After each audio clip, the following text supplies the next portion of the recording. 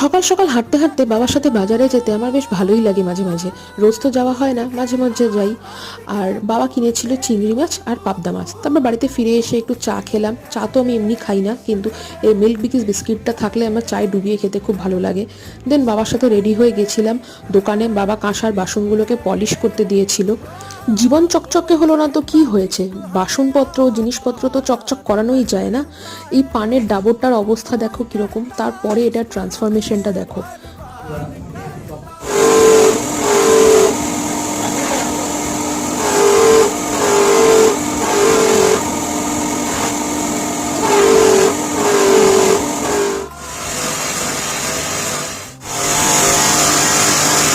জীবনটাও যদি এভাবে চকচকে করা যেত কি ভালো হতো না।